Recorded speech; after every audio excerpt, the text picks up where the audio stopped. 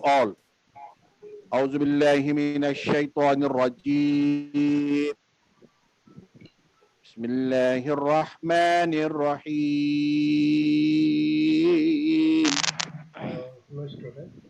يا أيها الذين آمنوا لا تأكلوا أموالكم بينكم بالباطل إلا أن تكون تجارة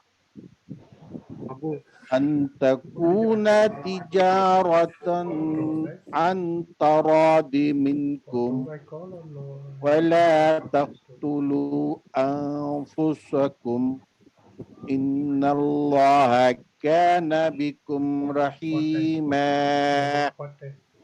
Sadaqallahu al-Azim. I have recited one verse from the Holy Quran, chapter 4, verse 29. Here Allah says, O you who believe, eat not up your property among yourselves unjustly, except it be a trade amongst you by mutual understanding. And do not kill yourselves, nor kill one another. Surely Allah is most merciful to you. Sadaqallahu al-Azim. Thanking you very much. Assalamu alaikum wa rahmatullah. Thank you, Mr. Abu Huraira. Now I'd like to invite the Honorable Foreign Minister of Bangladesh, Dr. K.M. Mohammed, to declare this conference open.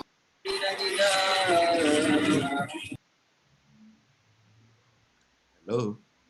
Are you on the same page? Thank you, Mr. Shekil Ahmed. Thanks for inviting me.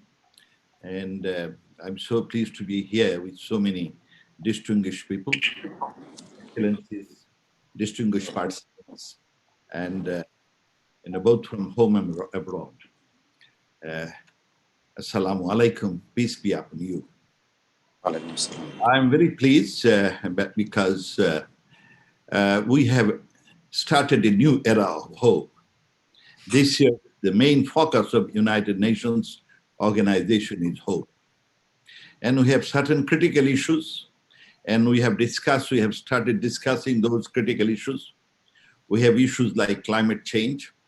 The other day, at the behest of United Kingdom Prime Minister and the Secretary General, we have a very, very, provocating and very hopeful session on climate change. Yeah, 2020 is a great year because the UK has taken the leadership in the climate COP26, and UK is always sensitive to climate issues. And more importantly, the USA under the President Biden administration has rejoined the Paris Agreement. And he has appointed a special envoy, none other than Senator John Kerry, a doer, a dynamic person. And with this new group, you see, I have a feeling, this leadership, I have a feeling that the climate vulnerable countries like Bangladesh and the other 47 with me, their aspirations will be met. Already there are signs that their aspirations to have, aggressive NDCs so that the temperature do not go beyond 1.5 degrees centigrade looks like is coming to be true. More importantly, the climate vulnerable countries and the less developing countries have been arguing for since 2015, particularly in 2015 in the Paris Agreement, development partners agreed to provide $100 billion for climate fund. It appears that this is likely to happen. So these are good news. In addition, the other good, beautiful, there's hope, is that the issue of loss and damage will be on the table in the agenda. And more importantly for Bangladesh, each year large number of Bangladeshis are being uprooted from their homes due to river erosion and erratic climatic changes and global warming. Now there is a discussion for burden sharing. These are important issues. So we are more hopeful that in the area of climate change, something positive likely to come. The other big issue is about the COVID-19. In this area, Bangladesh from the day one has been arguing that COVID vaccine should be a public good. We are pleased that even the United States, the President Biden has himself said this should be a public good. There is a more public opinion to make it a public good and to suspend WHO IP for some period and allow the competent and state-of-the-art pharmaceuticals across the globe in other countries to produce this particular vaccine. Vaccine is very important. We know that if somebody takes the vaccine, the probability of fatality reduces drastically. And Bangladesh has taken a position to vaccinate 80% of its people. We are very happy that by now, although we have some weaknesses in the beginning, now we have lined up 265 million vaccines. And I'm thankful to the global leadership, even under COVAX. We got 5.5 million vaccine from USA earlier, but now USA has also declared another 8.9 million, the COVID vaccine under the COVAX. In addition, we got from Japan, we got from European Union. Looks like it's right. In addition, Bangladesh has signed for co-production, and hopefully our process of production will start within few weeks. So we have hope. We hope that although the global community is facing a dangerous COVID-19, but the partnership and the collaboration is so good that it appears that future is bright. And the next one that I have is, about the Rohingya. We had a high-level meeting, even on Rohingya, and the participation was really bright.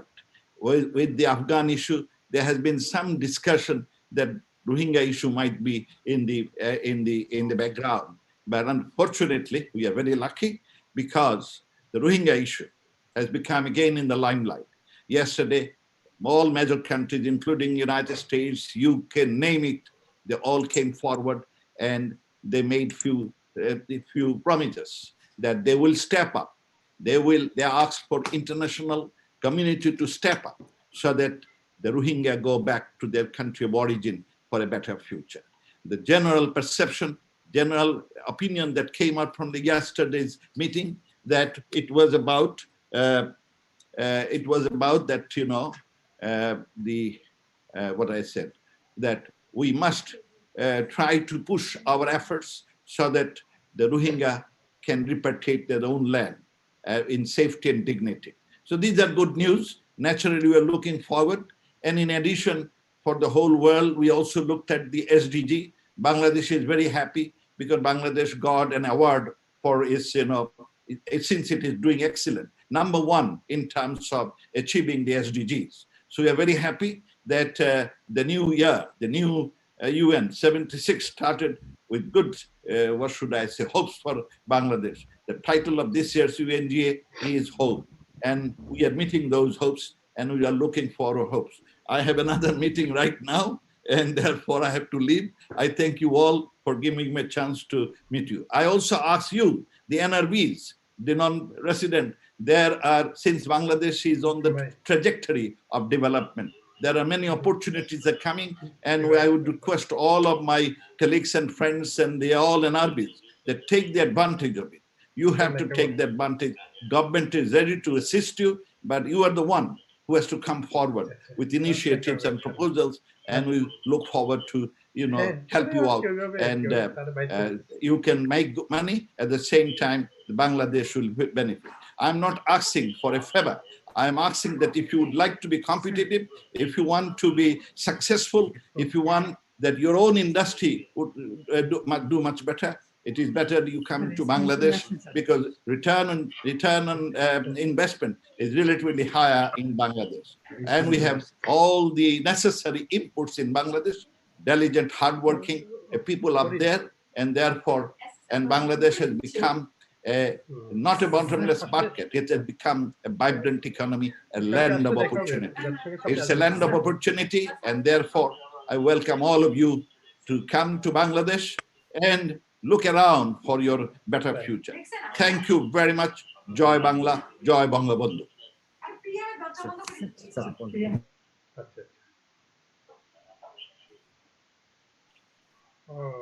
Thank you, Honorable Foreign Minister, for your very nice words and declaring this conference open.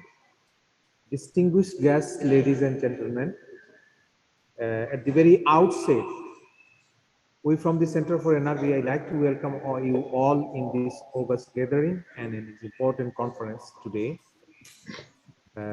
I'd like to say a few words and welcome you. All over the world, the people are participating, and in this house here in New York is about 50 people present here. And I'm thankful to the NYPD for extending all possible support. And we are grateful that they are joined us, they supported us. And I like to welcome Lieutenant Walson of NYPD. Please join us here and sit in the dais, please. Distinguished guests, ladies and gentlemen, greetings to all who have joined us today, both in person and online from all across the globe. We are thankful that today we sit here in a gathering with some form of normalcy. Thanks to Allah, grateful for health and grateful for friends and well-wishers of Center for NRB and Bangladesh present today. As you know, the center has been arranging the UNGA Sideline event every year for last 11 years, even with the pandemic in full force last year. The post-pandemic world is the new normal. With this new world comes new challenges, but also new hope. The way we work has changed, the way our kids attend school has changed, and the way businesses operate has changed. How we travel, how we formulate policy, and how our leaders run the globe must also change. We have seen remarkable rise in efficiencies in certain sectors, but we have also seen the true mark of globalization, even as the virus spread indiscriminately across the globe. Countries have found ways to work together and support each other. Less developed nations have not been left behind in getting vaccines, and in today's globe, they cannot be, since one part of the world will affect the rest of it as well. In this new world, we can find new ways to manage food supply together. We can find a way to help the less fortunate groups like refugees and displaced people better. We can find a new breed of leaders with more hopes. There is a new hope in a world reborn from the ashes of adversity. As we climb out to the depths of despair, facing the pandemic, we hope to achieve new heights. The center hopes the August gathering assembled today will share ideas and thoughts to enlighten us how to nurture this new world, new hope. And as the umbrella organization of the world, the United Nations will have a tremendous role to play. The UN organizations in Bangladesh has been doing quite well, and we hope this success spreads throughout. Along with other nations, more than 14 million Bangladeshi workforce is living in 162 countries and contributing to the world economy. In this new situation, they need decent workplace and proper health safety in the post-pandemic era, the countries where they are working. Bangladesh is working very hard to cope up with the new world and marching forward with science and economy, arranging food for 160 million people collecting vaccine from different sources, despite having an extra burden of more than 1 million Rohingya people in the country's territory. Now, the rest of the world should join hands together and come forward to help the repatriate these Rohingya people to their own land with their own dignity and entity. Not only Bangladesh, the developed world under the guidance of United Nations needs to support people all over the globe who are in duress. Let's build a new world together, and we look forward to hear from you today. With these words, friends, ladies and gentlemen, distinguished guests, I welcome you all to this 76th UNGA Sideline Conference and to discuss on the theme New World, New Hope, United Nations, and Bangladesh. Thank you very much. Now I'd like to invite the United Nations country chief in Bangladesh, Ms. Mia Seppo, to deliver his inaugural speech, please. Ms. Mia Seppo, are you there?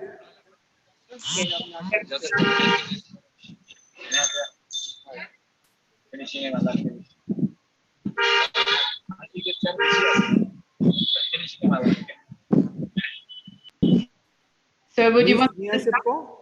Yes. Respected ministers and advisors to the government of Bangladesh, members of parliament, distinguished diplomats, representatives of think tanks, of civil society, of the private sector, and most importantly, all of you who are part of or associate with the Association of Non-Resident Bangladeshis. Thank you very much for allowing me to join you this evening, which is the second time I joined this event of this gathering. And I know that non-resident Bangladeshis find you are all around the world in very prominent positions and influencing issues where you are, while you of course carry a part of Bangladesh in your heart. And I'm very happy to see that this event is being organized again. You know, this United Nations General Assembly, the 76th one, has over 300 side events, and it's interesting to see the wide range of side events, and this is one of them. I believe that the topic that you have chosen, A New World, New Hope, aligns very well with the overall global conversation which is now happening at the UN General Assembly. It's also well aligned, of course, with Bangladesh, a country which is celebrating its golden jubilee and the centenarian of the father of the nation. I want to take note of Professor Sachs handing over the UN-sponsored Sustainable Development Solutions Network's Sdg Progress Award to the Honorable Prime Minister, recognizing the country's steady course on responding to the universal call to end poverty, protect the planet, and ensure peace and prosperity for all. The Sdg Progress Award is a good testament to the journey that Bangladesh has traveled, its results on this development journey, as well as its way ahead, with the SDGs being the roadmap for COVID recovery for the world globally.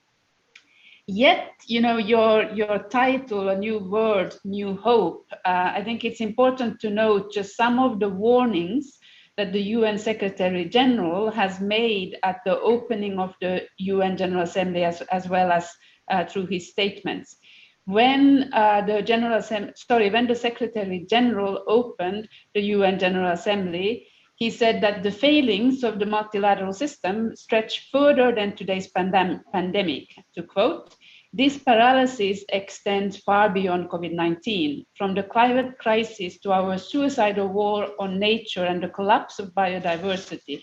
Our global response has been too little, too late. Yet it is the spirit of partnership of uniting around a common cause that is the beating heart of the work at the United Nations. Recording in progress. And I want to take note of that because it's very much this spirit of partnership that brings world leaders to the UN General Assembly and who use the UN General Assembly to put forward their foreign policy priorities, as well as issues important for the country, which of course is something that Bangladesh does every year. And as the UN, we are very pleased to see the Honorable Prime Minister attending the UN General Assembly again. At this very pivotal moment in global history, last week, the UN Secretary General unveiled our common agenda, a report articulating the UN's vision for a future of global cooperation through inclusive, networked, and effective multilateralism. And I'm sure in your discussions today, you will deliberate on what this common agenda actually means and how we can take that forward. The world faces layer upon layer of challenges: a global pandemic, a climate crisis, and too many countries where there is attacks against democracy and people's fundamental rights, especially women and girls. Multilateral is essential now more maybe so than ever, and yet we need to recognize also that need for changing multilateralism that the SG has called for. Now, I want to draw attention to another report, which I think is absolutely critical for hope word. And that's the report that the UN launched on Friday, with Secretary General's rather glooming alert. Unless wealthy countries commit to tackling emissions now, the world is on a catastrophic pathway to 2.7 degrees of heating by the end of the century. The recent report of the Intergovernmental Panel on Climate Change is code red for humanity. But it's also clear from this report and from other reports that we do have the tools to meet this target, but we are running out of time.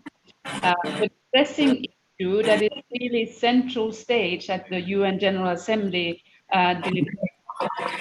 climate change. The Sheikh Hasina, as well as other world leaders, have spoken about it in their statements to the High Level, as well as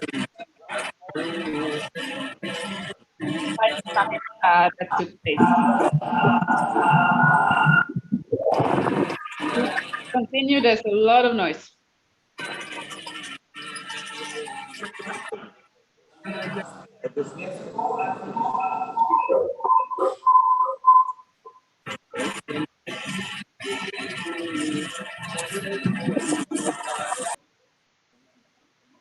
All right, thanks for that. I'll continue, make a few more remarks before we listen to the distinguished participants in this meeting. I think it's important to note that while the IPCC report paints a dire picture, it also stresses that urgent action can help us avoid the most catastrophic levels of warming. Heavy and sustained cuts in carbon emissions across all sectors, including agriculture, transport, and energy, is desperately needed. And environmental protection needs to be elevated to the national agenda, on top of those national agendas around the world. Bangladesh is a very active advocate for climate change globally, both the loss and damage compensation. Numerous experts from Bangladesh on the topic of climate change, and as a country very much at the forefront of climate change, also through the expertise regarding what it would actually take, both in terms of mitigation and adaptation in areas such as, for example, the coastal region of Bangladesh. I also want to note that at the Human Rights Council, the High Commissioner Bachelet pointed out that climate change is the gravest human rights consideration of our time, and take note of the fact that Bangladesh, as the chair of the Climate Vulnerable Forum, has put forward a proposal for a special rapporteur on environment and climate change. So a very good alignment there between the thinking of the centrality of climate for human rights by the High Commissioner herself and this initiative by the government of Bangladesh for a special rapporteur. Now, in Bangladesh, as you all know, we have the 8-5-year plan, we have the long-term plans, we have the Mujib Climate and Prosperity Plan coming up. So there is a roadmap for the future which takes into account the SDGs. We have as challenges the fact that what the pandemic recovery will look like is not entirely clear today, not for Bangladesh, not for many parts of the world. The concern of the UN is a two-track recovery. Parts of the world where 80% of the population is vaccinated versus parts of the world where 8% is vaccinated. The fact that while some societies are up and running, others are still in lockdown. And this concern of unequal recovery is also something, of course, being discussed at the UN General Assembly this year. The UN system in Bangladesh has recently finalized our Sustainable Development Cooperation Framework, which is our response to the priorities outlined in those government plans that I referred to earlier. So this is how we will support smooth graduation from the LDC bracket. This is how we will support green and inclusive recovery. This is how we will support making sure that some of the development achievements of Bangladesh are not lost due to either the climate impact or the pandemic impact. I also want to draw your attention to the fact that, you know, your theme in terms of new word and new hope very much requires countries to take bold action on these commitments. Now, finally, let me close by recognizing the immense contribution of non-resident Bangladeshis in advancing Bangladesh noteworthy and sustainable economic growth for the past decades. You know, for us who are working with partners here, government, civil society, think tanks, there's a lot of discussions about brand Bangladesh, and there's a lot of discussions about rebranding Bangladesh and updating the image of Bangladesh internationally, getting the country to be known, you know, for the achievements over the past 50 years, for how this watershed moment of climate change and pandemic impact will be managed.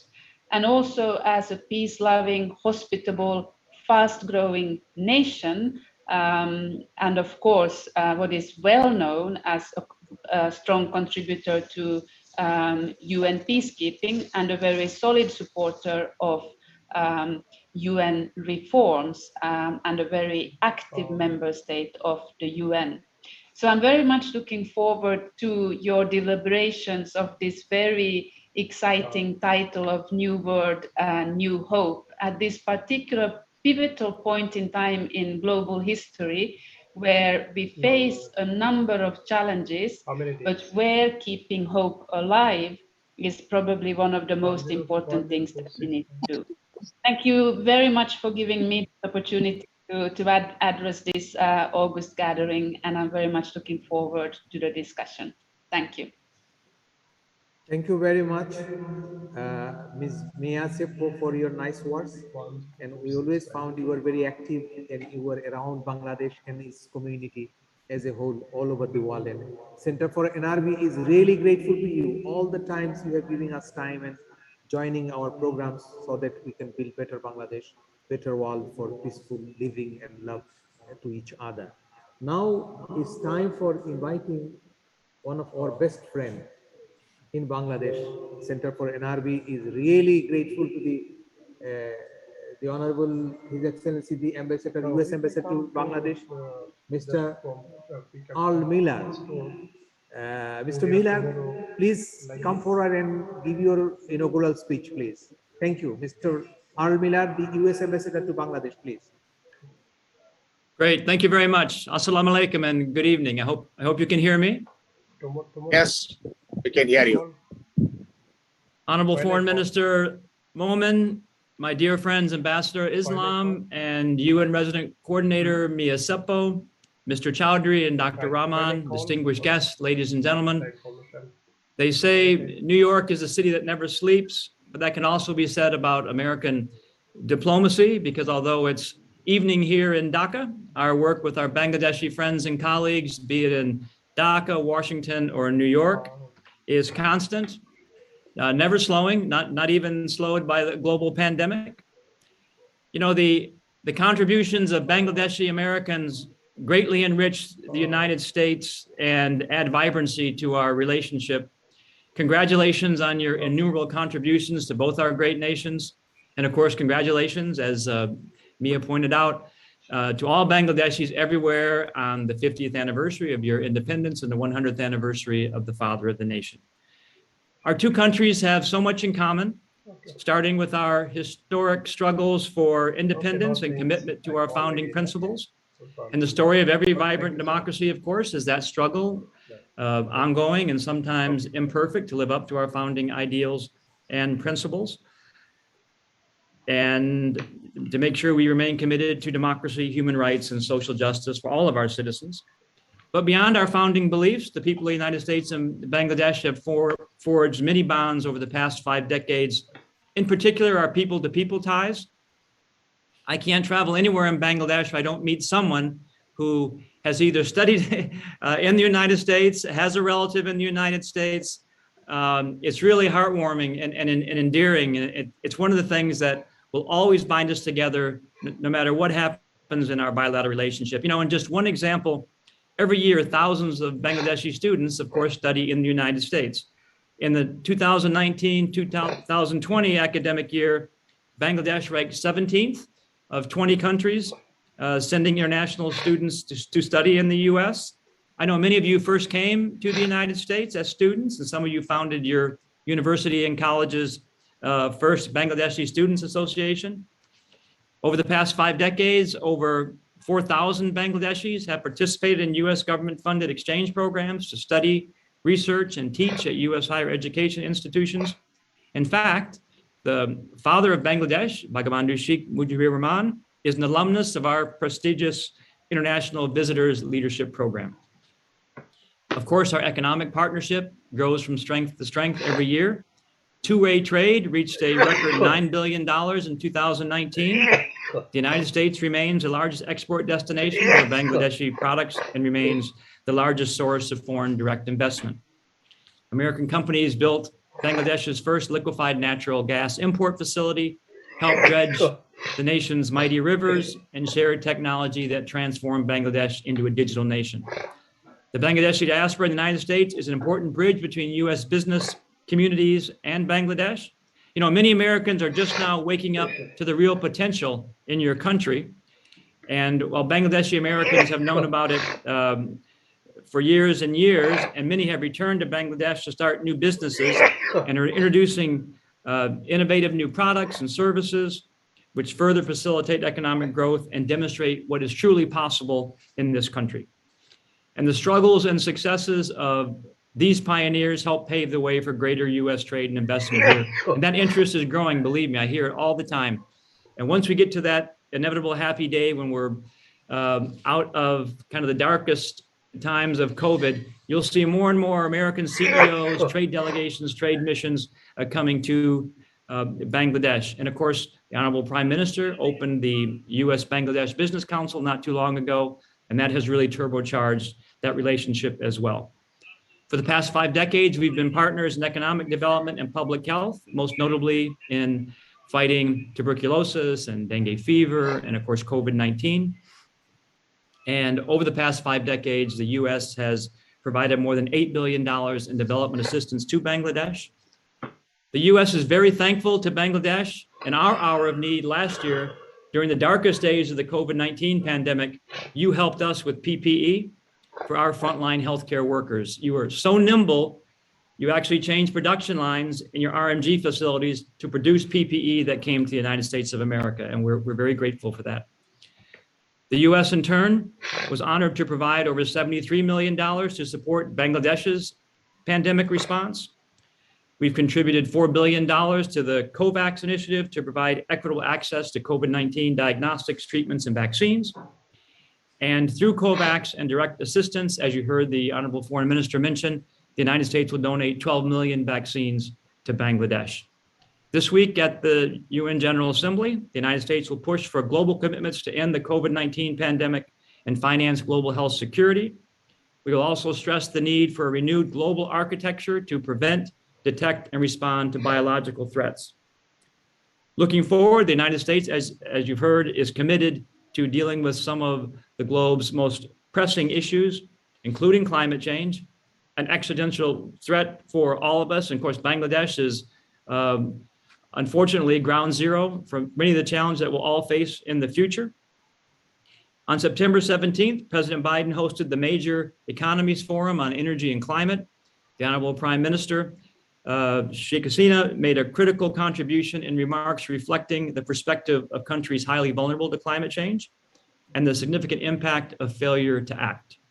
President Biden hopes this event will spur countries to make necessary commitments to the upcoming UN Climate Change Conference, COP26 in Glasgow, Scotland.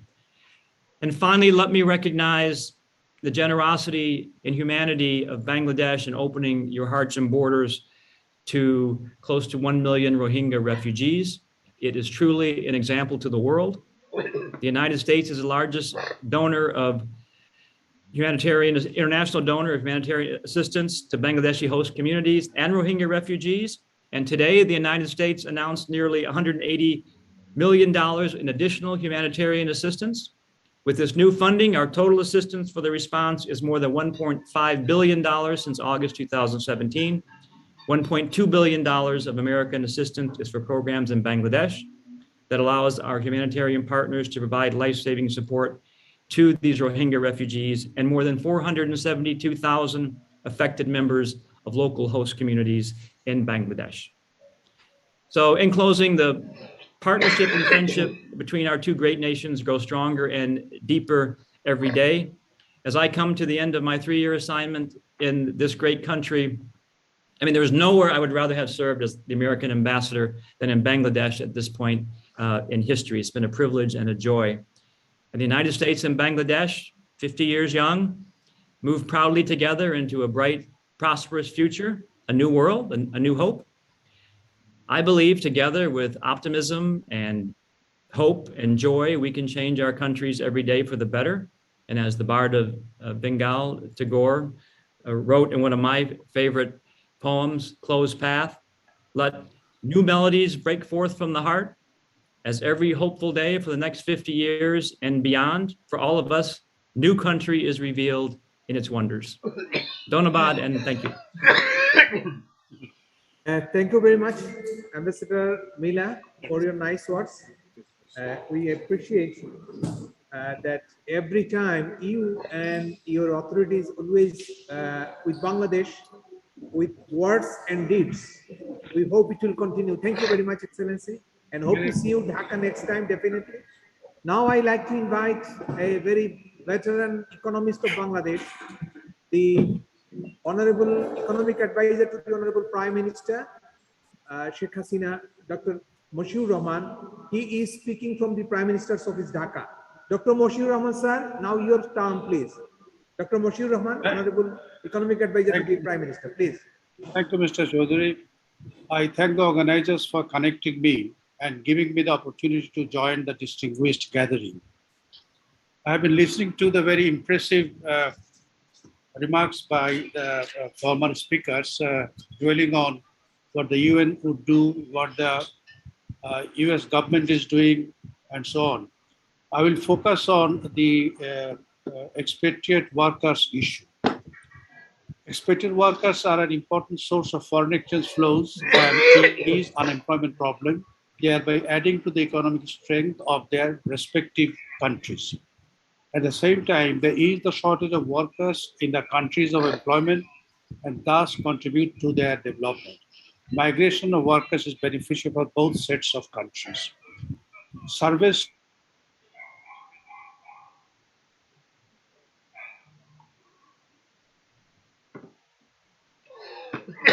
I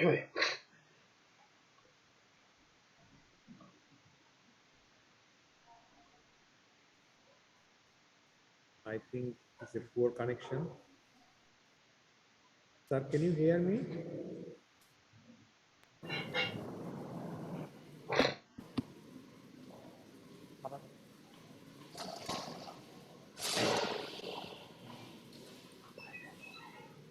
Sir, can you hear me? I think very poor connection in your place.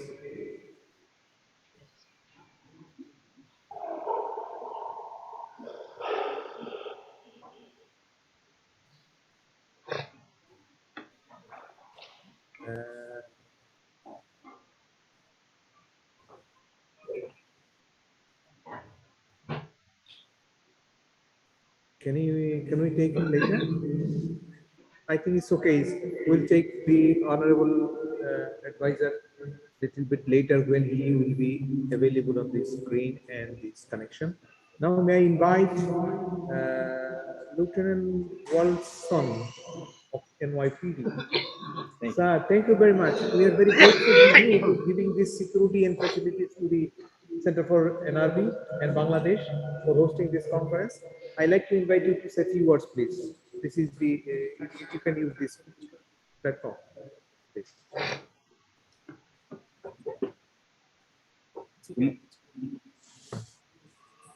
Oh, his camera is there. Okay, then go ahead. Good morning, everyone.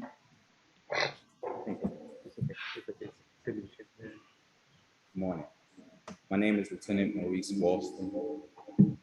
I'm the Administrative Lieutenant of Community Affairs Bureau, Community Outreach Division.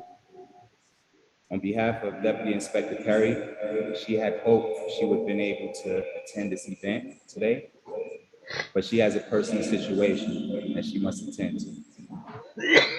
I'd like to take this opportunity to thank the organizers of this function for putting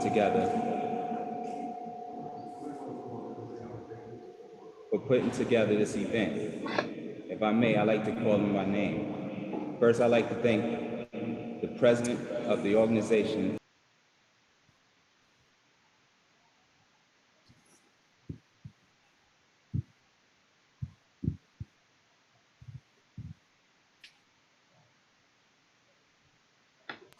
Mr. Chowdhury has worked hand in hand with many NYPD officers, but specifically from the Community Affairs Bureau, the Immigrant Outreach Division, and has been a staple within the Bangladeshi community. We thank you for your service, sir. I'd also like to thank 3 amazing officers from the Immigrant Outreach Division.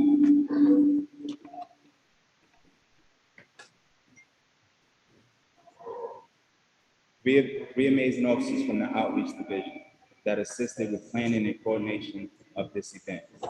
Sergeant Sdg, Detective Michelle, and Police Officer Cowper. Unfortunately, Detective Michelle is assigned to the United Nations detail today, so she was unable to make it. I'd like to also thank each and every one of you, ladies and gentlemen, distinguished guests, for attending this event. It is because of you and your hearts we are here. We are extremely thankful and honored. Throughout the years, NYPD has made tremendous strides with bridging the gap between police and immigrant communities, via partnerships, organizations, and programs. For example, the cadet program. NYPD hires many young adults from all communities across the city. This program enables these young adults to attend and finish college while also preparing them for promotion to a police officer. In addition, throughout recruitment efforts focused in immigrant communities, there are approximately 400 police officers of Bangladeshi descent, and those numbers will continue to climb. In fact, some of you may already know him, Captain Kandikar Abdullah, a good friend of mine, and was also one of my police officers in the 75th precinct. Now, the commanding officer of the 69th Precinct, and the first Bangladeshi officer to command the precinct. The Community Affairs Bureau Immigrant Outreach Division has been extremely dedicated to immigrants of New York City, specifically the Bangladeshi communities. Sergeant Siddiqui, Officer Quat, Detective Michelle have done a beautiful job with retaining relationships, building relationships, strengthening relationships, and mentoring youth within the Bangladeshi communities. They conduct a soccer and cricket league every summer for 2 months, containing approximately 640 youth who participate. Of those 640 participants, 90% are of Bangladeshi descent. Let's not stop there. Let's continue to work together and further our partnerships. It won't be easy, but sky's the limit. Let's continue to reach with love and humility. Thank you all for attending this event. I'm honored to be here. Thank you. Thank you, Lieutenant Wilson. Just your words.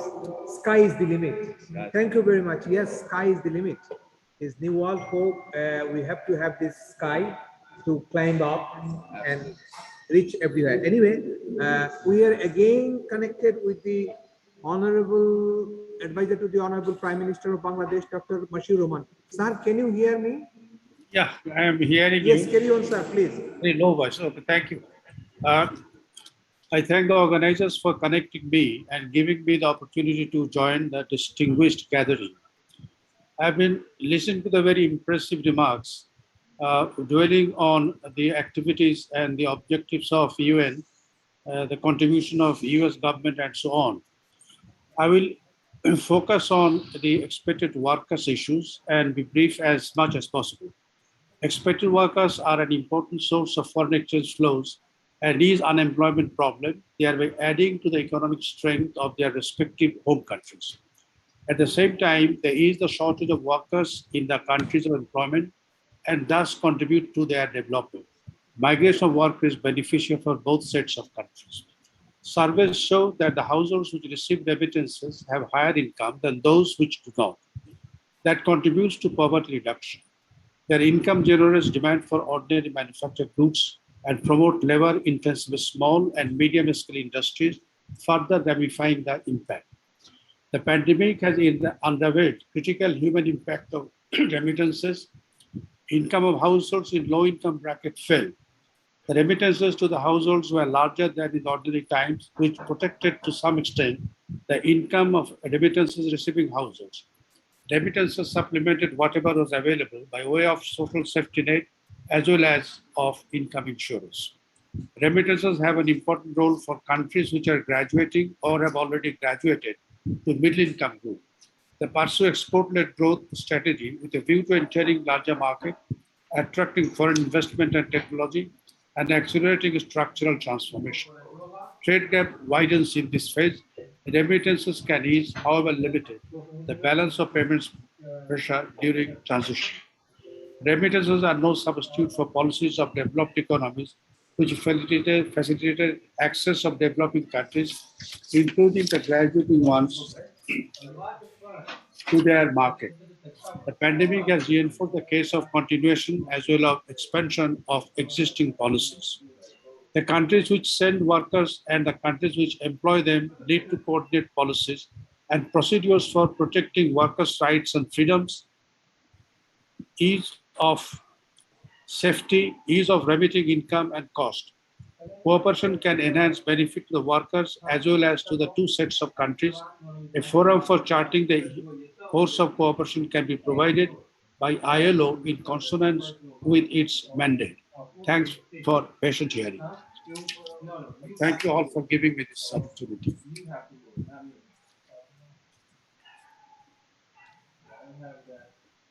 Thank you very much for your nice words, and I hope it will help us to draw good takeaways for the policymakers and the government of Bangladesh, as well as the other countries' authorities who are working with the non-resident Bangladeshis workforce. I hope it will help them to bring a good environment for these working people outside Bangladesh. Thank you, sir. Now I like to invite the World Bank Group economist, Dr. Zahid Hussain, to make a presentation, please. Dr. Zahid, you are from Dhaka. Dr. Zahid Hussain. Are you there, sir? Thank you, Shekil, but you have to allow me to share the screen Okay, so that okay. I can Please carry show on. my presentation. Screen share. It's disabled. Is okay, sir? No. It says host disabled participant screen sharing. Can you be little louder, please? Please share, allow me to share the screen. Screen It share. says host disabled participant screen sharing. Screen share. Can you hear me? Screen ta share korte din.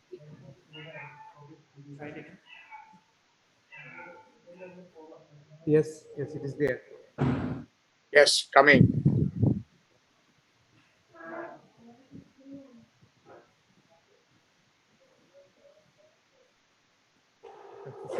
Screen share is it?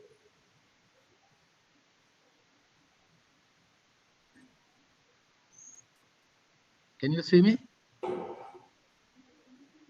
Can you see the presentation? Yes, we can see. Yes, you can see. Yeah. Yes. Thank you. Yes. Yes, we can see. Okay, sir.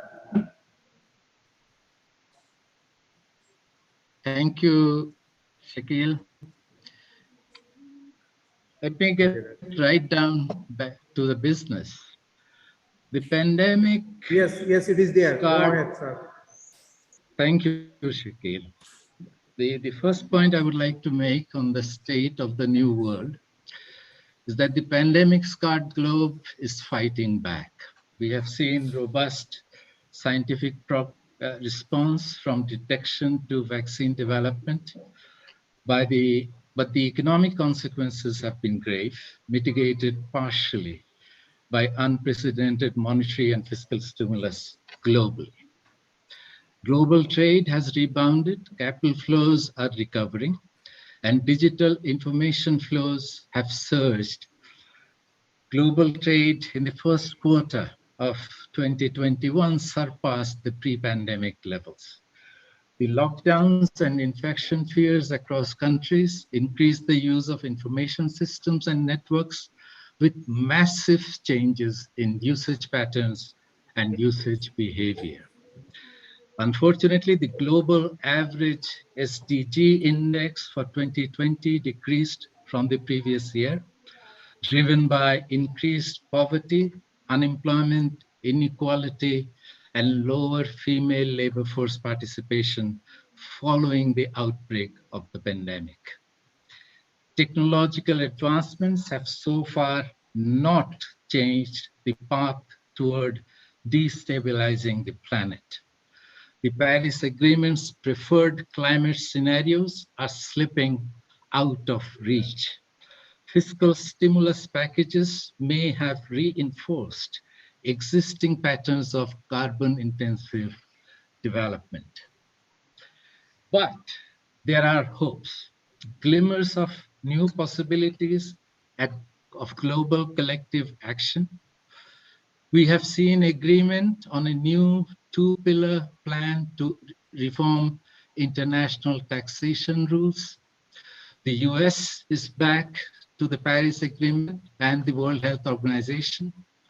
IMF provided $650 billion in special drawing rights, and the World Bank $160 billion to 100 low-income countries. And there is a unifying framework of 5 core practices created through non-state international initiative to reinforce or enhance existing corporate best practices and regulatory measures to stunt the flow of illicit funds worldwide. There is an opportunity to reform the international investment governance regime, including international investment agreements, to make it more responsive to the Sustainable Development Agenda and coherent with national investment laws.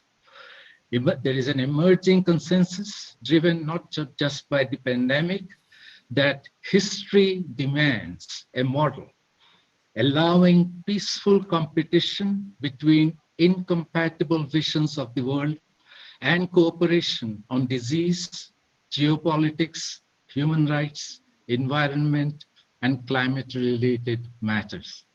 There is no church in either politics or economics. But there are some anxieties. Low-income countries might not see significant vaccination well into 2022. The spread of resistant mutations threatens to reduce the efficacy of current vaccines and undermine the recovery. More than 5.7 billion vaccine doses administered globally, but 73% in just 10 countries, underscoring the world's failure to produce a unified response to the worst public health crisis in 100 years. The jabs and jabs not divide has added to the pre-existing haves and have not divide globally and nationally. There has never been a time in which this new currency called information has been more chaotic. Managing the disruptive information technology is a major economic and political challenge for everyone.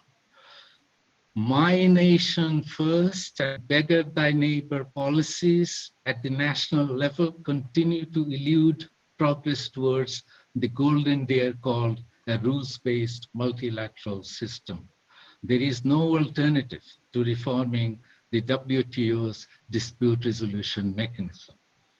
I would like to conclude with 2 points on the United Nations, the need for UN help to Bangladesh.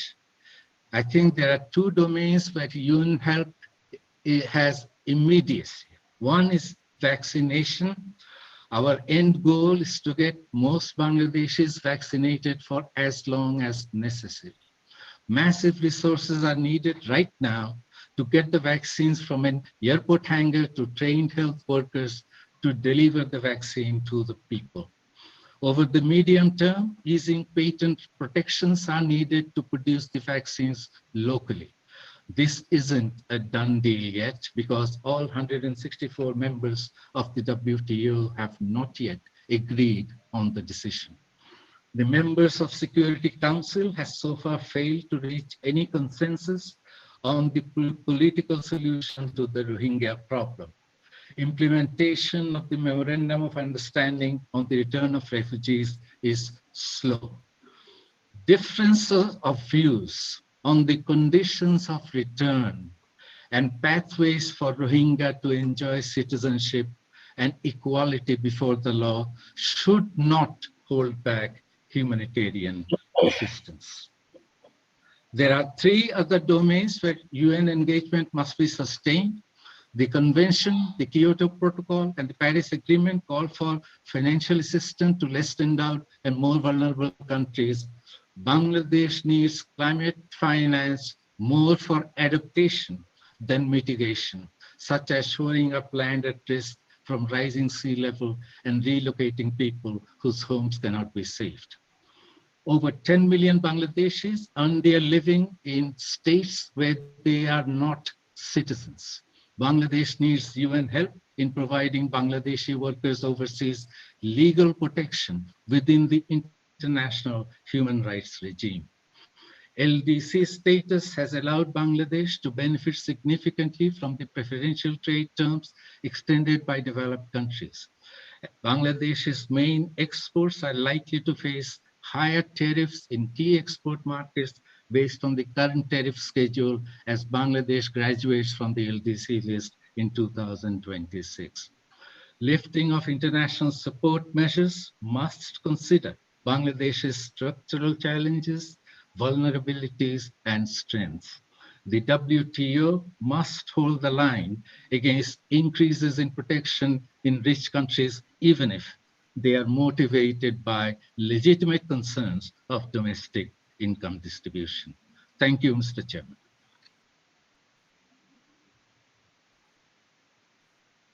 Thank you very much, Dr. Zahid Hussain. The sound was not very clear, but your substance we have seen in the screen, which says 5.7 billion vaccine has so far administered, and 73% of that it reached only 10 countries.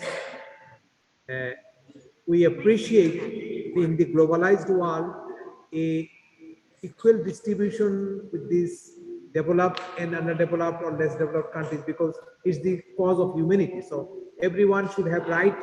WTO, WHO, and United Nations should take their role to do the justice to the countries who have not the capacity to produce these vaccines. At least they should procure from the other sources, and all other sources should help them to get in touch. Otherwise, uh, everyone will be burned by this fire. Anyway, thank you very much. Now I like to invite one of the distinguished business leader of Bangladesh. He has traveled all the way from Bangladesh, Canada, and now in New York to join with us, Mr. Farooq Hassan, the President of Bangladesh Garments Manufacturers and Exporters Association. Mr. Farooq Hassan, please, you speak because mic is covering you from me. Yeah. Thank you. Thank you, Mr. Shekil. Bismillahirrahmanirrahim. Honorable guests here, dignitaries, fellow Bangladeshis living here in the USA, and my fellow friends from Bangladesh. Ladies and gentlemen, a very good morning to you all. We are meeting at a very critical time, and I am humbled by your presence this morning. It is an extraordinary moment for all of us, for all the nations around the world, as we have gathered here physically after nearly 2 years. Not only time passed since the beginning of the COVID pandemic, but also it brought the opportunity to rebuild more resilient, inclusive, and sustainable society. Heartiest congratulations to our Honorable Prime Minister Sheikh Hasina for being conferred with Sdg Progress Award. The award comes as a recognition of her and her government committed effort to end poverty, ensure equitability, growth, and prosperity to all. An estimated 30 million Bangladeshis are living abroad, both as temporary and permanent migrant in as many as 162 countries. With the number, Bangladesh are the sixth largest group of migrants in the world. They migrated for a varied number of reasons: job, education, improved standard of living. Whatever might be the reason for the departure, they feel connected to their roots, their country of origin, their motherland, Bangladesh. They may be thousands of miles away from Bangladesh, but their homeland occupies a special place in their heart. With this deep attachment and connection comes in the interest and passion for the development of their homeland. NRBs can play a significant role in shaping Bangladesh's financial, social, and economic condition. We need to sincerely and seriously think about the explore avenues to engage them in a well-coordinated and effective way to allow them to contribute to the development and progression of the country. Their accomplishment and success have not only earned them personal reputation, but also brought pride for Bangladesh in their countries of residence as they help place Bangladesh in a global map in a favorable light. Migrant Bangladesh can also be a great help in terms of bilateral transactions, since they are well aware of the regulation and policies of that particular country, and the electronic database combined of researcher, entrepreneur, skilled professional, as well as a policymaker energies can be generated for the increased interconnectivity. Millions of Bangladeshis living in a different part of the world also make a huge consumer group who buys ready-made garments and many other products. If they give preference to made in Bangladesh garment while shopping and also present them as a gift to their foreign friends. It will create a considerable impact on our apparel export. It will not only pave the way for Bangladesh to increase its apparel export earning, but also contribute and promote Made in Bangladesh brand among the citizens of the countries where NRB live. If they come across Bangladesh garments and start adding them to their wardrobe, it will further increase the demand for our apparel. We have to increasingly recognize the value that NRB population brings to development efforts, government assistance in terms of harnessing this largely untapped area by creating a healthy environment and a policy mechanism is absolutely crucial so that Bangladesh is living abroad. Thank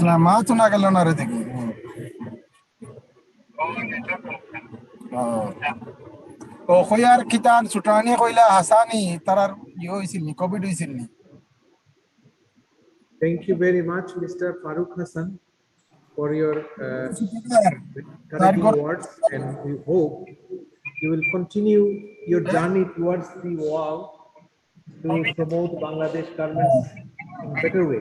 Thank you very much, sir. And now, before I invite the president of FBCCI to start speaking, may I invite two very distinguished delegation member is present here. Can I invite both of them in the dais, please, Mr. Naimur Rahman Dujoy, the cricketer and honorable member of the parliament, please, and Mr. Benjir Ahmed. Can you please help with the chair? Please, Mr. Naimur Rahman Dujoy, and to look speedy, honorable chairman is asking to come forward, please. Benjir Bhai, please. And now I like to invite Mr. Mohammad Joshimuddin, the President of the Federation of Bangladesh Chamber of Commerce and Industry, to speak before the House. Thank you very much, Mr. Shekil Chowdhury, the leader of the NRB Worldwide Inc., a member of the Greater New York Chamber, member of the NRB Worldwide Inc., distinguished business leaders, delegates from Bangladesh and the USA, distinguished guests, ladies and gentlemen, Assalamu alaikum and very good morning to you all. It is my pleasure and honor to be here at the Conference on New World, New Hope, United Nations and Bangladesh in presence of high-profile representative from USA and Bangladesh. I'd like to thank NRB Worldwide Inc. for their initiative to arrange the important conference as a sideline program of 76th UNGA in cooperation with the New York Police Department. Bangladesh has a long history to partnership with the United Nations, having joined the organization in September 1974. Our country has participated gradually in the UN peacekeeping and has made many other significant contributions, including the annual UNGA resolution on a culture of peace and funding members of both of the Peace Building Commission and the Human Rights Council. Bangladesh's contribution to the UN peacekeeping is a story of glory and success. The footprints of Bangladeshi peacekeepers are now even evident in almost all the travel areas in the world. United Nations Development Program began working in Bangladesh in 1973 and has been working since to support national development efforts. The relationship between Bangladesh and the United Nations started during the initial stage of our liberation war 1971. As millions of the people sought refuge in neighboring country in India, The UN extended humanitarian assistance to 10 million Bengali refugees stayed in India and also assisted in the rehabilitation process for return after independence. In our relations with UN has turned into new heights since 25 September 1974. In the 29th session of the UNGA, Father of the Nation, Bangabandhu Sheikh Mujibur Rahman, delivered his historic speech in Bangla. In unshared the fresh ideas, policies to build a brave new world, free of equalities, social justice, and threats in the nuclear war. As the major development partner, UN agencies have been supporting us in various development projects, especially in the fields of sustainable development solutions, poverty alleviation, disaster management, and the police reform, environment, climate change, children and mothers development, youth development, empowerment of the women, education, industrial development, capacity development, healthcare and research, etc. Ladies and gentlemen, while celebrating its Golden Jubilee independence in 2021, Bangladesh can take pride in many remarkable achievements in the growth and development. Bangladesh has made remarkable progress in poverty reduction, supported by the sustained economic growth. It has been among the fastest growing economies in the world over the first decade. The ongoing pandemic situation, and despite many limitations under the visionary and dynamic leadership of Honorable Prime Minister Sheikh Hasina, Stanley has been mentioned the macroeconomic management of the country. Bangladesh has achieved 5.47 GDP growth the fiscal year 2021. In addition to projects, the reserve has been crossed over 46 billion. The COVID-19 pandemic impacted Bangladesh's economy severely. Our country's economic activities, particularly production, transport, tourism, and other service sectors, have been critically affected by the pandemic. To absorb the COVID shock, our government has a special stimulus package which targeted the support enterprise from SMEs to largest economic sector. With the right policies in the timely interventions, and the government of Bangladesh accelerated its recovery from economic downturn in the continued progress towards further development. Bangladesh has set up into a new journey. It qualified into the developing nation from LDC status. The development comes when Bangladesh is celebrating 50th anniversary of its independence. UN agencies and government of Bangladesh are working closely to achieve the SDG and stated target by 2030. It serves our spirit of UN and Bangladesh partnership. FBCCI, as the apex trade organization of the country, has showed cooperation and technical support from UN systems for the capacity building of the private sector to face the challenge and graduation and attain the SDGs. Currently, UN Bangladesh and developing new UN Sustainable Development Cooperation Framework 2021-25, pursuing the inclusive gender equality focused on human rights-based approach. To develop, to leave no one behind, the UNSDCF will continue coordinate with the priorities set the government 8 5-year plan. The UN agencies in Bangladesh are also working to provide the humanitarian assistance of the approximately 1 million Rohingyas refugees and their designated repatriation. This year, the United Nations marking its 76 years anniversary when the world experiencing unprecedented challenges from the pandemic COVID-19. This difficult time of the pandemic, UN stands beside us, wants to know how to people of Bangladesh see the future country in post-COVID era. Congratulate for the launching digital campaign UN 75 to find the way of further engagement of people of Bangladesh into supporting the UN, their work alongside of the government of Bangladesh. The knowledge,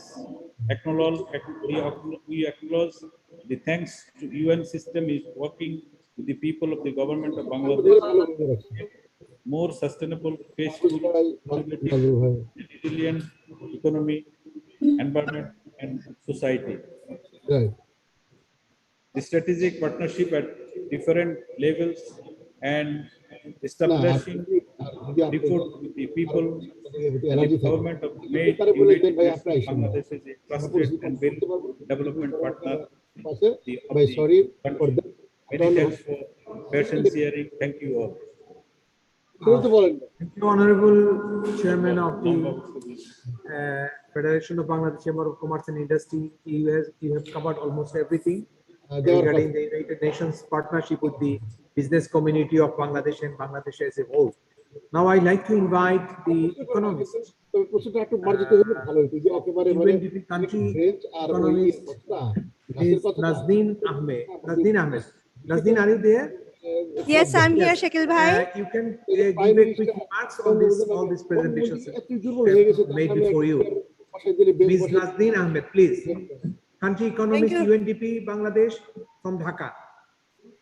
Thank you very much. Before I say something, may I request those who are not muted, please mute, otherwise my voice will not be heard. I can hear some voice. Please mute yourself, whoever is. Please requested all of you to be silent. Okay, carry on, Nazneen. Okay, thank you very much. I'm really honored to share my views in this August ceremony, where the title is amazing, Notun Ashai Notun Prithibi Jati Sangho Bangladesh and New World, New Hope. And it's our cooperation with, in a new world. I really congratulate who has actually chosen this title. I will be just very brief, 1 minute.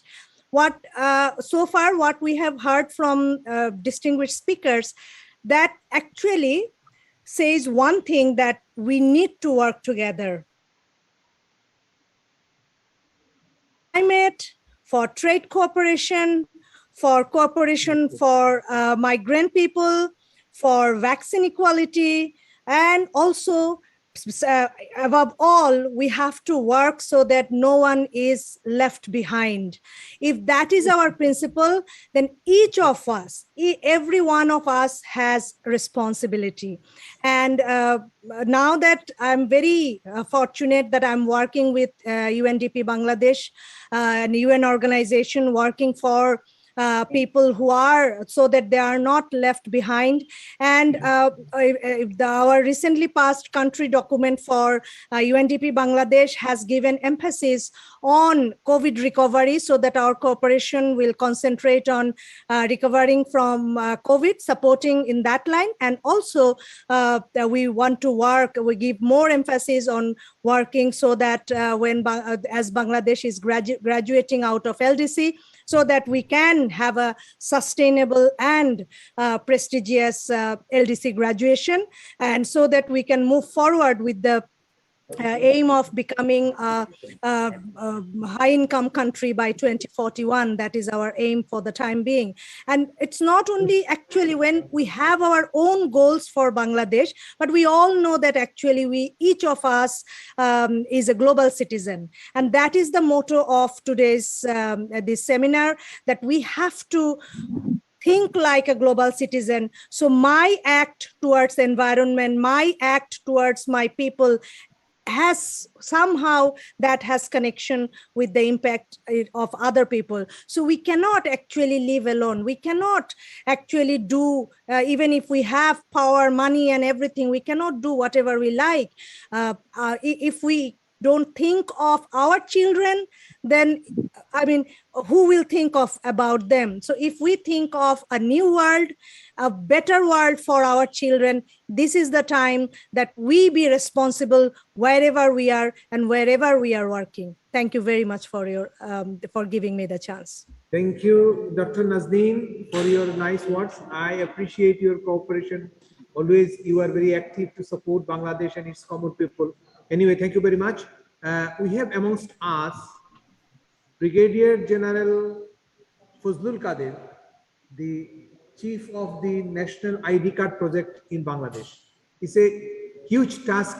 General Kader, you are following for new world, because you know the identity is very important of this new era of the globalization. How best Bangladesh is coping up with the situation? Can you please speak for 3 minutes, please? Brigadier Kader, please.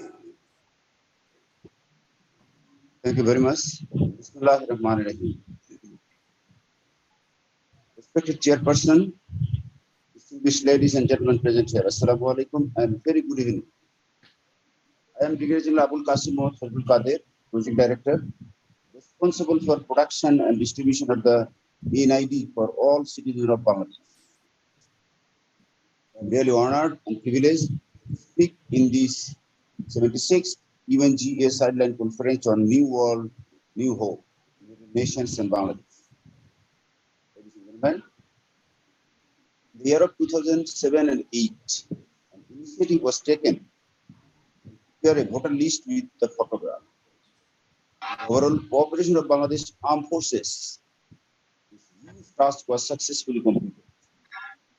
At the time, the personal information, picture and biometrics of the citizen were taken electronically. The citizen database was prepared on a combination of electronically stored demographic information and biometrics. The national identity card is made as a byproduct of that voter. Initially, citizens were issued with a laminated identity card. Gradually, by this project, modern and more reliable world standard smart ID card are introduced in Bangladesh. Ladies and gentlemen, the smart NID card is made of 100% polycarbonate material, which is multi-layered and durable. It has 25 security features in 3 layers. Personal informations have been printed by laser engraving, which cannot be altered or cannot be changed. Transparent holograms have been inserted using the electron methods, which is the most advanced technology of the world. It has 20 certification to maintain international standard and comply. Ladies and gentlemen, the national ID card has the information and which can be by a machine readable instruments, and fingerprint also can be verified online and also offline. When multiple inclusion of the same person in this process is not possible. It's one of the main strengths of our smart NID. In case of this smart NID card is number of pieces. In Bangladesh, at present, without the smart NID, one cannot do anything. In case of smart card are like opening a bank account, purchasing of the SIM card, driving license, insurance, marriage and divorce registration, asset trading, passport, job application, etc. Access to the database is being provided to various government and non-government organizations to provide the right services to the right citizens. So far, total 158 organizations have been given access to our database. database consists of more than 120 million citizens in an important national resource at this moment. The Election Commission is responsible for its maintenance. Steps also taken to give smart NID to all Bangladeshi citizens. Smart National ID card is the certificate of identity, rights, and acceptance of services. Smart National ID card ensures that right citizen receives the right services and will serve as the foundation for building a digital Bangladesh. Smart card is the honor, dignity, and pride for our Bangladeshi nationals. In this today's conference on New World, New Hope, I want to inform all non-residents of Bangladesh that very soon our NID team from Bangladesh Election Commission will start visiting gradually one by one countries for the Bangladeshi nationals, those who all have not yet received the national ID. Then this team will go and gradually will register all our Bangladeshi those who all have not yet received the ID. Thank you very much for inviting me to speak in this August UNGA Sideline Conference on New World, New Hope, United Nations and Bangladesh. Thank you all. Thank you very much, General Kader, for your nice words. And definitely we are hoping that these American Bangladeshis will get the smart card very soon in New York and other cities, as you have the plan to join here in New York with us next time, so that we can open the distribution of and issuing smart cards here in New York and other places as well. Thank you very much, sir, for your hard work to deliver these things properly. Now I like to invite Mr. David Cowper, the program economist of USAID. Are you there, sir? David? David, are you there? Yes, I'm here. For some reason, my video is not working. I apologize for that. Minutes, please. David, okay. David from Dhaka, you are from 2 minutes, please. Assalamu alaikum. Thank you for inviting the United States Agency for International Development to speak at this important conference at this pivotal time. As you know, this year is the 50th anniversary of the People's Republic of Bangladesh. A lot has changed in those 50 years. The world is much more integrated. We can see this in how quickly COVID-19 spread throughout the globe. We can see this in the effects of climate change throughout the planet. Floods, not just in Bangladesh, but also in Germany, and New Jersey and New York, wildfires in California, but also in Greece and Australia. There has also been a dramatic increase in trade. In 1971, total exports accounted for less than 17% of world GDP. Today, they account for approximately 30%. What caused this increase in global trade? The Nobel laureate economist Paul Krugman proposes 3 things. The first is the fall in shipping costs due to the rising use of standardized shipping containers. The second is the fall in the cost of air freight, which has led to increased trade not only in high value items, such as pharmaceuticals, but even in clothes, as Bangladesh can attest to. The third reason is the increasing shift by low and middle income countries away from import substitution industrialization towards export-led development. This increase in global trade has also led to global convergence. In 1971, there were 2 clusters of countries. The rich centered around $14 per person per day, and the poor centered around less than $2 per person per day. Today, there is one larger cluster centered around $7 per person per day. With this convergence, global GDP per capita has approximately doubled from about $5,000 per person in 1971 using 2010 dollars to more than $10,000 per person per day. Per year. More importantly, in my opinion, extreme poverty has fallen to less than 1/4 of the 1971 levels, from more than 43% to less than 10. So how should Bangladesh respond to this new world and new hope? Embrace it. Embrace standardized shipping containers and air freight. Embrace export-led development. Have the courage to shun import substitution and industrialization in the sectors where it remains. Remember that import tariffs discourage exports by increasing the relative price of domestic goods. In other words, higher profits in domestic markets come at the opportunity cost of even higher profits in export markets that are never realized. Consequently, Bangladesh should also embrace LDC graduation. Graduation is an important milestone in a country's development. Graduation signifies that a country can compete with the rest of the world on equal terms. I realize that many Bangladeshi are worried about this loss of non-reciprocal tariffs. In my opinion, this loss will prove to be a blessing. It will force Bangladesh to be more export-oriented. And remember, there are far more profits to be made selling to consumers with an average income of $10,565 per year than merely $2,227. And the Bangladeshi are certainly capable of competing. Some of the smartest people I have ever met were Bangladeshi. They were extremely capable entrepreneurs, engineers, designers, doctors, scientists, etc.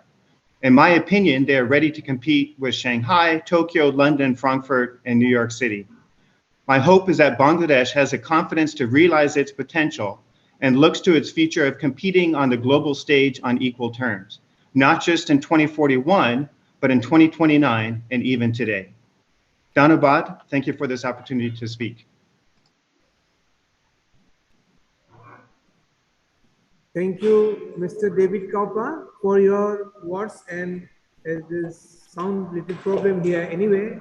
From the recording, we'll take these notes for our reports, and definitely it will be sent all the organizations related with these issues. Now I'd like to invite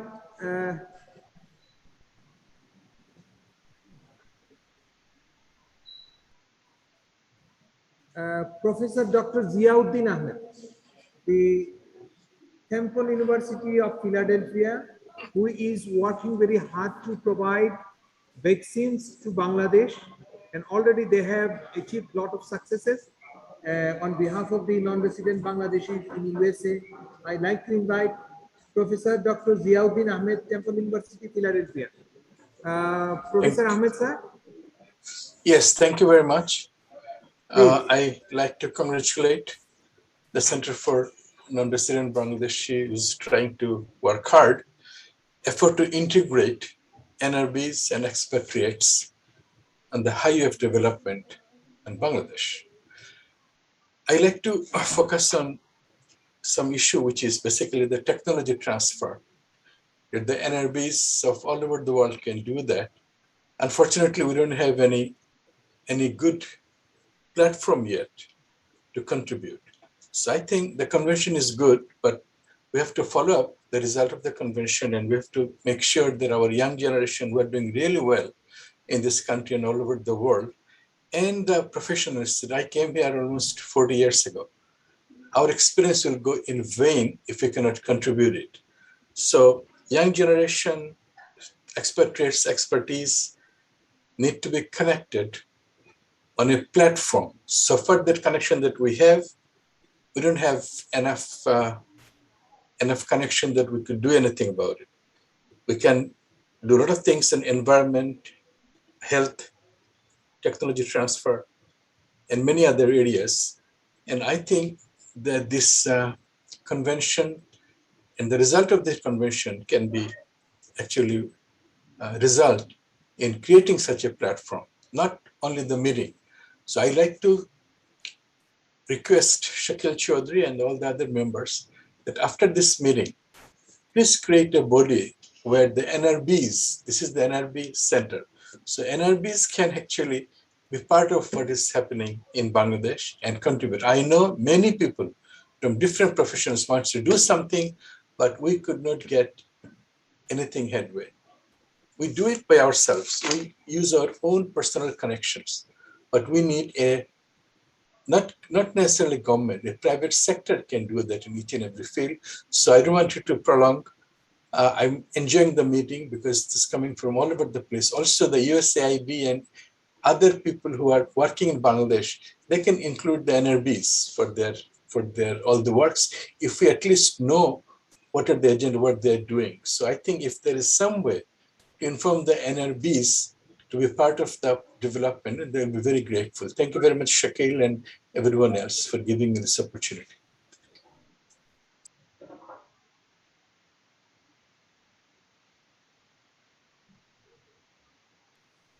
Thank you, Professor Ziauddin, for your continuous support to Bangladeshis and Bangladesh, particularly for the vaccine and procuring vaccine from not only from the US sources, even from and other sources you are trying to provide, and your team members, other team members are there.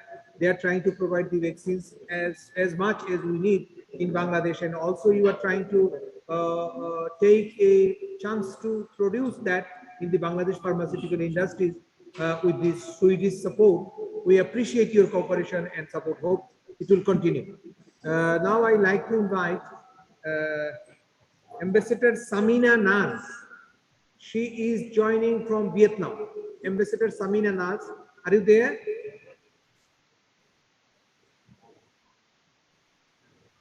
Ambassador Samina? Yes, I'm here. Yes, please carry on your for 2 minutes, madam. Thank you very much, respected Chairperson for non-resident Center for Non-Resident Bangladeshis. It's very pleasing to see that, while the whole world was under COVID pandemic, we were, not physically being able to meet, but after 75th UNGA go virtual, the 76th UNGA, our Honorable Prime Minister is leading Bangladesh delegation and meeting the UN's leaders, world leaders, and the UN structure. It's really, it's giving us the new hope that your today's the title, respected Mr. Shekil Chowdhury, have so kindly shared that new hope, Bangladesh and UN. I think in the backdrop of present situation, it gives us really a new hope to further look into the issues at our hand, to see and reflect how we can connect. I would like to really thank you for making this interesting talks. I've been hearing to a lot of other participants. It's a really very refreshing look at where Bangladesh stands now, hearing from the UN Resident Coordinator, US Ambassador, and other distinguished heads of business chambers.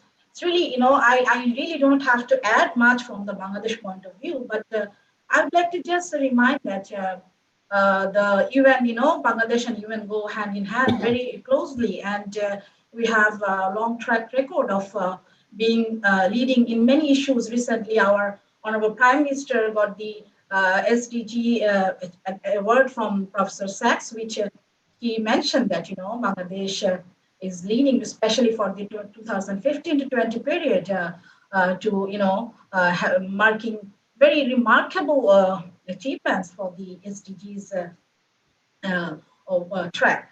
So and not only that, we all know, when we have but much, contribution, whether it's culture of peace or whether the first ever UN Security Council resolution on women during Bangladesh's presidency during 2020 to 2001, women, peace and security. It was our, Bangladesh's resolution that Security Council took for the first time to look at, women issues, gender equality, and others. So Bangladesh has the role there. It's not to mention, but of course, as the new under the global, the non-traditional challenge that we are facing at present, and the world leaders meeting with renewing their hope. And from Bangladesh side, we are re-emphasizing on vaccine diplomacy, with the climate justice, with the peace and security and all other issues. On this point, I think, if the NRBs, they have a very, very important role, not, in every country's development, for especially a country like us, the non-resident, our citizens can really play a greater role, because you have actually the sky is the limit. You don't have any limitations to work where, or would you like, because there are experts from around the world, as respected Chairperson of NRB mentioned, that 162 countries, we have 14 million of NRBs. It's a huge power for us. It's a huge strength for us. So as my other distinguished speakers have mentioned that, we need to have a direct link of all these distinguished NRBs who are, in different professions. They have their own skill, their experience. They can contribute. Yes. I think it's enough. We have listened. Yes, I'm finishing. Thank you very much for giving me the floor. Thank you very much. Thank you very much. Now I like to go to Egypt, the Cairo. The Honorable Ambassador, Mr. Monirul Islam from Cairo. Sir, Monirul Islam, Dr. From Cairo. Do you hear me?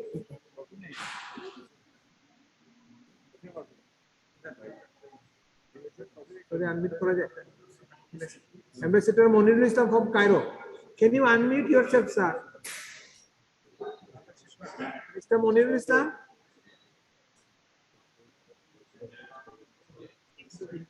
Okay. And maybe he's not listening me.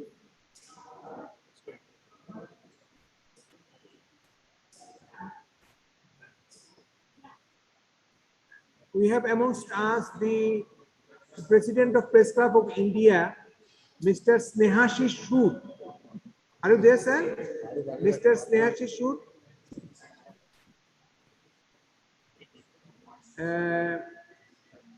Now I like to invite the former Minister, Dr. A. Moin Khan, for 1 minute remarks, sir. Thank you very much for joining us. A quick remarks, please, Dr. Moin Khan. Thank you very much, Mr. Shekil Chowdhury, for very kindly inviting me to this gathering. The title is enlightening, The New World, The New Hope. The point is, has the new world been brought to our attention due to the COVID pandemic?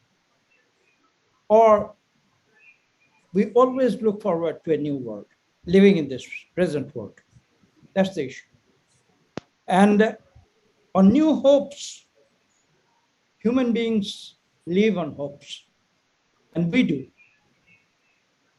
In Bangladesh, we look forward to a country which is based on democracy, based on human rights. And this is the important reason why Bangladesh became independent 50 years ago. That is the issue here. We talk of development, yet when we talk about development, we must also talk about the distribution pattern. I think one of the speakers just mentioned at the fag end of his speech, but the point is, in the process of development, if we keep on increasing the difference in the wealth of the rich and the poor at an accelerated rate, that kind of development may not be sustainable. On the other hand, when we talk about economic emancipation, we talk about an equitable distribution pattern. We talk about removal of poverty. We talk about human sustainability and the issue of climate change, which has become extremely important nowadays. We have to realize that all these factors, they affect the poor much more severely compared to the way they affect the rich. So when we talk about new hopes, I believe we must bear all these points in our minds. Thank you very much.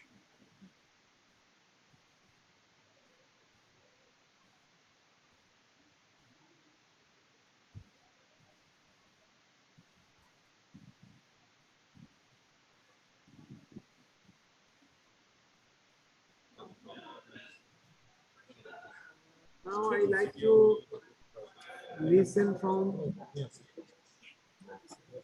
Mr. Nur Rahman, 1 minute from Brunei. Mr. Nur Rahman, 1 minute from Brunei, please. Just 1 minute, sir. Yeah, sure. Bismillah Rahman Rahim. Respected moderator, chairman, and I just want to make a quick remark. Congratulations to Honorable Prime Minister and the citizen of Bangladesh on achieving the prestigious SDG Award. Bangladesh continues to raise bar in developing the country under the leadership of Honorable Prime Minister. Even during this COVID crisis period, Bangladesh has shown resilience and has managed very well under the difficult circumstances and coping with the new world. There will always be opportunities for improvement, and I understand that we need to acknowledge the improvement opportunities. I just wanted to make a couple of points that ease of doing business in Bangladesh, especially for NRBs, still there is room for improvement.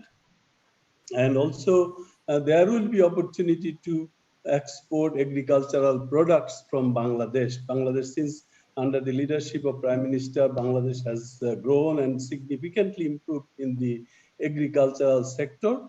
And we should now look into how we can export beef, mutton, and other agricultural products from Bangladesh. And I just want to finish by saying that together we create hope, and we prosper in new ways in the new world. And let's work together.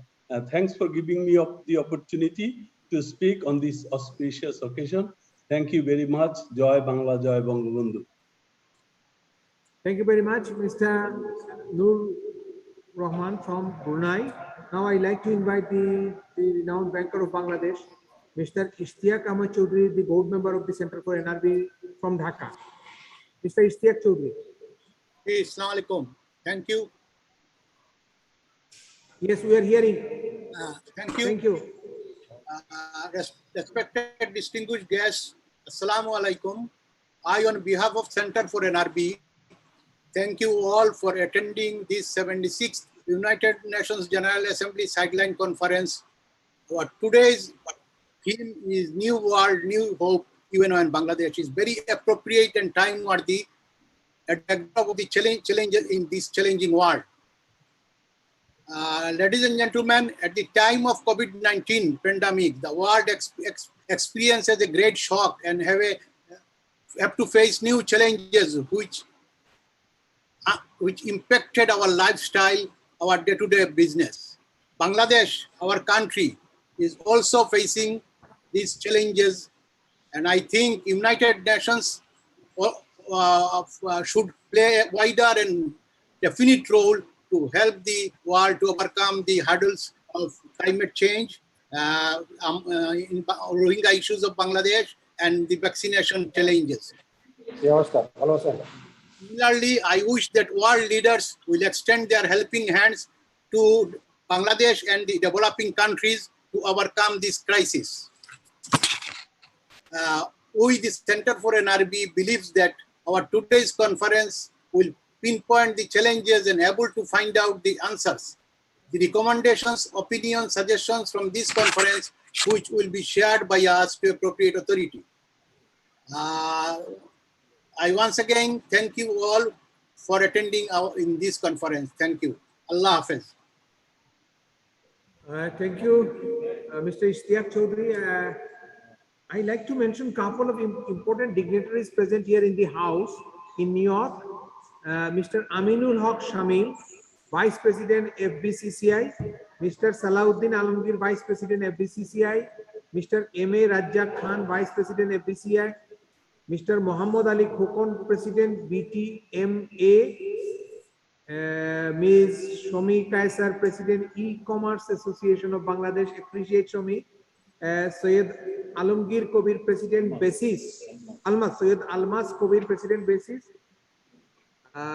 Ms. Naz Farhana Ahmed, President Dhaka Women Chamber of Commerce, Mr. Muhammad Anwar Sadat Sarkar, Director FBCCI, Muhammad Rezaul Karim Rejnu, Director FBCCI, Muhammad Bozlur Rahman, Director FBCCI, Mr. Tabarakul Hussein Khan, Director FBCCI, Muhammad Biad Ali, Director FBCCI, Muhammad Nasir, Muhammad Abu Nasir, old is gold, Director FBCCI, Mr. ASM Mohiuddin, Deputy Managing Director Abdul Monem Limited, and Director former Director Dhaka Chamber of Commerce and Industry, Mr. Alamgir Shamsul Alamin, President Rehab. And we have couple of names in the screen. I like to mention Mr. Mazhar from Dubai, Mr. Abdul Razak from London, UK, Mr. Mahbub Alam Shah, Director of Bangladesh Malaysia Chamber of Commerce and Industry from Malaysia, Brigadier General Retired Ezaz from Dhaka, Mr. Mahabub Anam, Board Member, Center for NRB, Mr. Muhammad Advocate Joshimuddin Ahmed, the Secretary General of Jalalabad Association, Dhaka, Ms. Brishti Khatun Sabah from Malaysia, Mr. Muhammad Moniruz Zaman, and climate specialist from New York, Ms. Ina Islam, Mr. Muhitur Rahman, banker from Sylhet, Mr. Moniur Rahman from ATN Bangla Dhaka, and our research team member, Ms. Mushreka Afroz Khan Orin from Dhaka, Mr. Amin Rasul from Qatar, Mr. Rahid Izaz from Dhaka, Mr. ABM Ahmed, and former President of Dhaka Chamber of Commerce and Industry and Lions, past Lions Governor, Mr. Benazir Ahmed.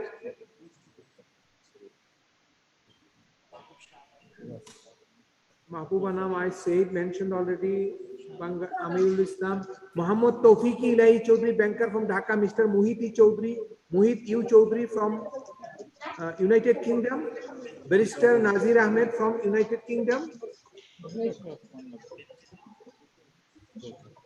Preeti Chakraborty is there.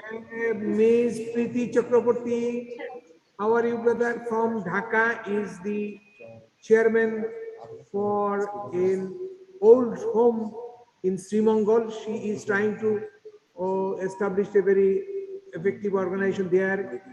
Mr. Rizaul Kabir, former secretary, Mr. A. Gofur, former executive from MCHM Dhaka, Mr. A.K. Iftekhar Ahmed, of insurance expert of Green Delta Insurance, Mr. Mukhtar Chaudhry, former vice director of Dhaka Chamber of Commerce and Industry, Mr.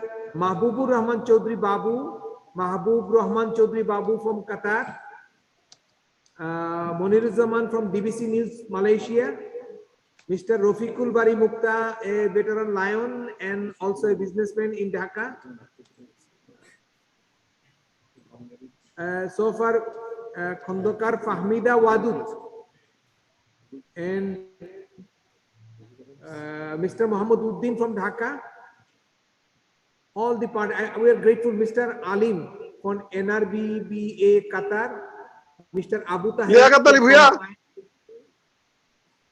Mr. Liakot Ali Bhuiya, former Vice President of Rehab from Dhaka. Muhammad Ghulam Mustafa. Muhammad Ghulam Mustafa, former Vice President, Dhaka Chamber of Commerce and Industry. We are grateful to you, sir, for joining us this event, and definitely speaking session of this conference will be held on 26th morning in New York. I hope some other people will get the chance to speak there, and we will be able to bring some of more important people for speaking on 26th morning. I like to mention a couple of names here who has extended tremendous service. Sheikh Farhad, he's supposed to coordinate this whole program, but unfortunately the network system and sound system is not that very active. That's why we are unable to have his service here. Anyway, he has provided us a very delicious and very healthy American brunch for all of you. Thank you, Sheikh, and thank you for organizing all this. And Sergeant Irshad from NYPD, and Officer Kwak, NYPD, for last 3 days he is working with us, and Captain Said Suman. Thank you very much from NYPD, and definitely we are thankful to the NYPD officials for helping us. We have a couple of New Yorkers here. Mr. Kalam, a businessman in Bangladesh and living in New York. Syed Atikur Rahman, Mr. Rimon Islam, press from New York. I meant Syed Kabir from ETV, Mr. Nurul Haq, as a professional photographer here. I'm really sorry. A lot of people, unfortunately, I cannot mention their name because they are not properly registered their name. Mrs. Kalam also there. Thank you very much for joining us. And Mrs. Tohura Chowdhury is one of the organizations who has sponsored this whole event of TCBL group. She is the vice chairman of that one. Tohura Chowdhury, thank you very much for your organization, for supporting. Sheikh Farhad, thank you very much for supporting us. And one American business guy, he is promoting Bangladeshi youth here, Mr. William Lyon. I think he left already. Mr. William Lyon, and particularly the delegates from Bangladesh. We are really thankful to you that you have came all the way. And United Nations office in Dhaka, UNDP office in Dhaka, USAID Dhaka, US Embassy Dhaka, all the organizations have very good working partnership with them. Thank you, Ambassador Mila, for your good words, and stay until finishing of this program, and hope to see you in next initiative where you will help Bangladesh Health Center for NRB for promoting the noble cause, and we are promoting lawful living, lawful business, which the US government very actively working on this. And I definitely say very big thank you to Ms. Mia Seppo. She was very active and very helpful to the Center for NRB for particular this cause.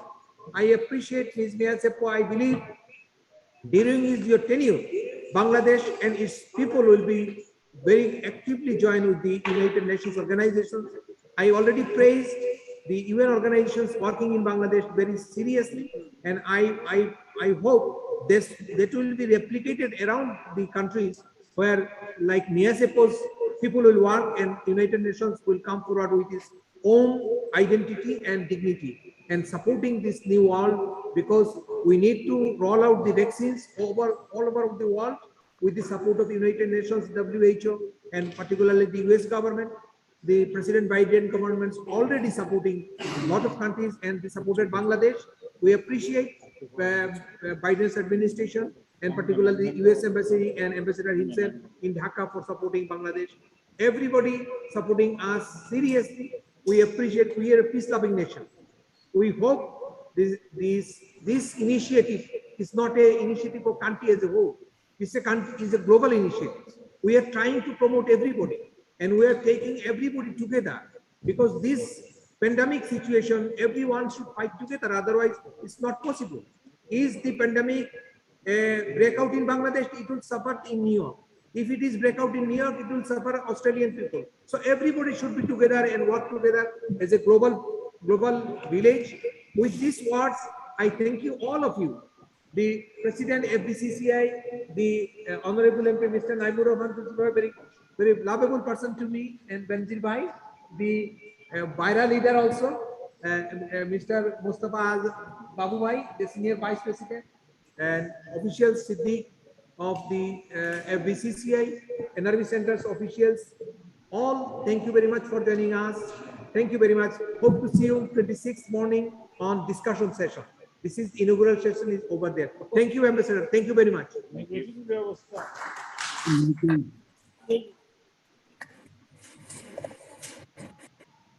so much. Thank you so much. Thank you to all. Thank you, dear President. Thank you so much. Thank you so much. Thank you very much. Meaningful, very worthy deliberation of all the speakers. Thank you so much, organizers. Yes. Thank you, Mr. Sohail. Thank you, Shekil Bhai. Shekil Bhai, thank you. Thank you. Thank you. Thank you, Mr. Sohail.